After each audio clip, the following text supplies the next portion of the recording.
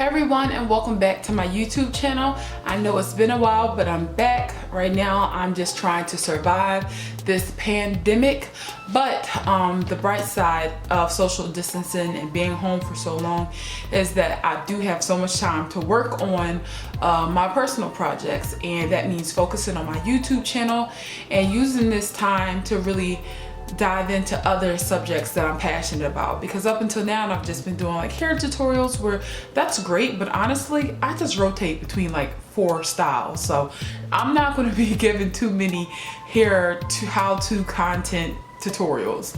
I really want to use this time to talk about the other things that I enjoy, like veganism, clean beauty, just being a woman, a black woman from Philadelphia, and just really see where that leads me. And today I wanted to talk about my path with feminine products. That's been something that's really important to me. I've really struggled with finding the right period products, and every time I looked on the internet to see like if other women were experiencing what I was going through, I was met with kind of like limited information. So I wanted to take it upon myself to just share my journey in hopes that there's someone who's going through what I was going through. Maybe they're embarrassed to talk about it with their friends, maybe they're embarrassed to talk about it with another woman in their life, but I can just kind of tell you what I've gone through and let you know from my gynecologist's words that a lot of period discomfort and trouble with the products, that's actually really quite normal.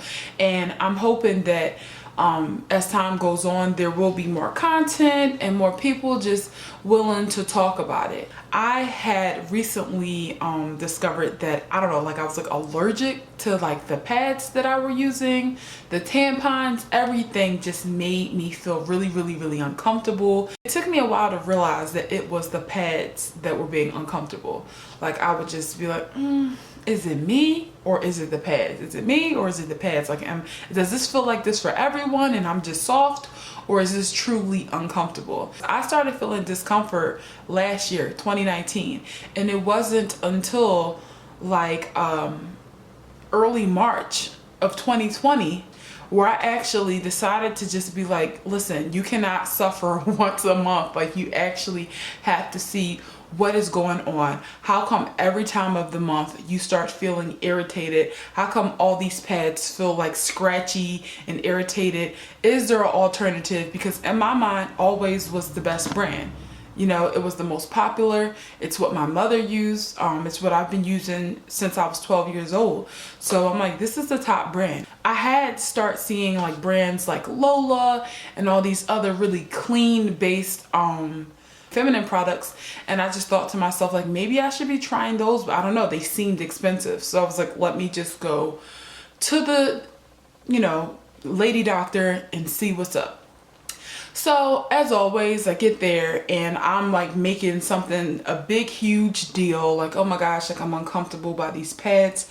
And my doctor, who's fantastic, was like, girl, this is very common, stop freaking out. So many women have the same issues, and specifically with the brand Always. So I do know that Always is a very popular brand and it probably works for a lot of people, but it simply did not work for me. And my doctor encouraged me to try other brands, like maybe Kotex. She also encouraged me to maybe change my underwear, make sure that they're cotton and breathable, because a lot of us like to go with the lace and the sexy underwear, and they aren't always the best, not the most breathable or comfortable. She also encouraged me to change my body wash, which I did, and that did help, and I'll get into that a little bit later. I switched from Dr. Bronner's to Dove. Also, she said if none of that works, go to my wash detergent, which I was really reluctant about because I love using Tide Pods. I know it's not necessarily the cleanest detergent, but I really like how clean it gets my clothes, and I like that I don't have to pour anything in a washing machine because I go overboard and I pour too much. So I like having everything measured out. I wanted to focus on the body wash and the pads. Those were the 2 things my doctor recommended that I change. So the first time I changed my pads, I went to this brand here by Kotex. Okay, it's You by Kotex. It's They're really thin, but they're meant for people with heavier flow. And honestly, it worked really well. And actually, here's the pad. I'm not sure if you guys, here we go. This is it. It's really simple. So in comparison to the Always pad I was using, I found this one in my book bag. This is not really the pad that I use each time, but you can see, comparing them to each other, the difference. So I transitioned from this one to this one, and just feeling, this one feels a lot rougher and this one feels so much softer. So I actually did not have the issue with Kotex. I was like, okay, wow. So maybe it was that simple of just changing from Always to Kotex, right? In addition to changing the pad, like I said, excuse me, I also changed the body wash. So I was using Dr. Bronner's. This is the eucalyptus. I also was using a tea tree. I had read somewhere on the internet that if you are feeling any type of discomfort, eucalyptus and tea tree was really good for that kind of stuff. Turns out Dr. Bronner's is very strong, and they say so themselves. It says dilute on the packaging, and I guess I just wasn't diluting enough, because those essential oils, all that, it just really bothered me. But the good news is I do still use Dr. Bronner's, but I don't use it in that area at all. I love Dr. Bronner's. I don't see myself ever living without it. So I just had to make some adjustments, and now I use this Dove Sensitive Skin instead. So this works a lot better for me. It's not unscented, because I do smell a little bit of like some type of fragrance, but it works for me. I'm sure that if you can't do fragrance at all, there is going to be some type of body wash that works for you, but it is dermatologist recommended. My doctor said this, and it was crazy to me, but I have to trust her as the person with the degrees and as a doctor. She said that if the Dove didn't work, use no soap. I was just like, as a person who works out and is just really want to always feel clean, I didn't buy that. But a lot of my understandings about what's clean and what's not have come from just my own messages that I've received as a kid that maybe aren't correct. Maybe I'm a little misinformed, but luckily for me, I didn't even have to go that route, because the Dove did work. So I'm like, okay, great, everything's perfect for the most part. I'm not experiencing that itchy, irritating, hard, plasticky feeling I was feeling before when I used the Always pads. Kotex was working just fine. But then I was at Target a few days ago, and I actually ran into this brand called L. Right? Turns out L stands for love. And I decided to try these out because I really am now consumed with the idea of, let's make sure that my feminine products are 100% clean. So here is what that pad looks like. You can see it's none of that blue. None of that blue at all in comparison to the Kotex. So this is the Kotex, this is L brand, right? To begin with, like, why do I need that on my vagina? Like, is that comfortable? Is that safe? So this one is a lot more softer, and when I'm sitting in it, I don't feel like I'm sitting on top of something. Sometimes when I wore pads before, I felt like I was wearing a hard plasticky pamper, and I don't feel anything with this pad. And I'm really excited because with the L brand, I assumed that it was going to be so much more expensive, or maybe the same price for less pads. This thing here, it was $6.99 for 40 pads, and that's around the same price range for Always and Kotex. Of course, the prices can go up depending on like the quantity and like the thickness and just all those other variables, but for the most part, like, it's pretty much the same price range. So I really like that I wasn't breaking the bank. But of course, I wasn't like satisfied with just knowing that, like, all right, this works and the other ones don't, I had to kind of take a deep dive into understanding, like, all right, why does this brand L feel so much better than Always? Like, what is truly the difference?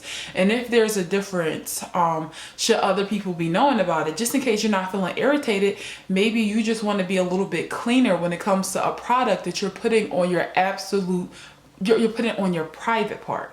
So it's like, maybe we should all like be educated about what's in those products that aren't great. Okay, so I went on the L's website, and I just kind of did a comparison between L and Always, because it was the problem and then the solution product.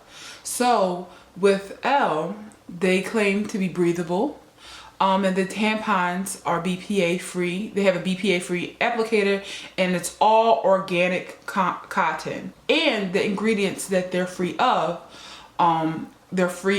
chlorine bleaching, pesticides, fragrances or dyes, and no ingredients you can't pronounce. So it's just that simple. So then I went on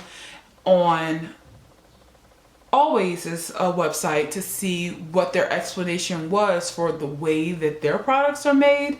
And they pretty much said on the website that there are synthetic components in our pads that you might not be familiar with, but these have been extensively reviewed by physicians, scientists, and health authorities and determined to be safe.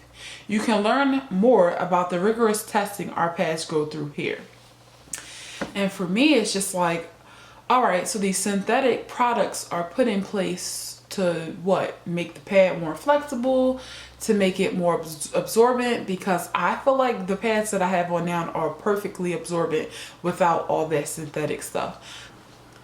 So what I'm getting here is that these products aren't proven to be unsafe by scientists, but I guess my question is, why would you want to put something synthetic and a product that's put on a person's private part? And you can go on Always website and you can find things out. But I also thought it was funny that when I was in Target yesterday, that Always had a 100% cotton brand. So it's like, all right, so what's in the other stuff if this one's 100% cotton? I'm beefing with Always right now, pretty much. I don't know if you can tell. I'm just really not happy with the idea that synthetic products can go into things that are for the vagina. It's very irritating, and for some people, even if it hasn't irritated you yet, it could possibly irritate you in the future, or it could maybe not be the best for you. Like, why put something that could be toxic on your private area when you could get an alternative that is more comfortable and is in the same price range? And I also learned about something called the Diva Cup. Don't know much about that to say that I want to try it, but I'm going to look into it. But yeah, that's the story. I am really happy that I found this L is for Love brand. Another reason why I'm so in love with this brand is because I found out that the founder of L, Talia Frankel, she actually was a photojournalist who was capturing like health crises around the world. She's working with women's rights, HIV and AIDS organizations, and she just noticed that there was a scarcity amongst access for feminine products to women around the world. So this brand is working to provide access to quality feminine products to women, I believe, in 25 countries around the world, including the US, India, Kenya, and Nepal. Every time L is purchased, your impact grows. For every pack of L you buy, we make one period care product accessible to someone around the world. So what's not to love about that? Knowing that not only are you getting a better product, you're giving someone else a better product. So everyone who has a period can actually be comfortable, because periods should not.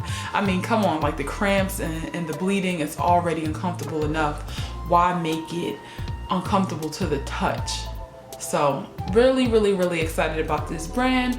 and what they're doing. I'm excited to have this conversation, and I would love to hear what you all are thinking, if you guys have ever had some of the same issues that I'm describing, and let me know what other kind of videos you like to see. I think my next video is going to be focused on a product haul, like a natural product haul from Target. I actually want to really get into veganism and my path there, because so many people are interested on my podcast. If you're not listening to my podcast, listen to Black Girl Brunch. You can find us on Spotify, Apple Podcasts, everywhere you listen to podcasts.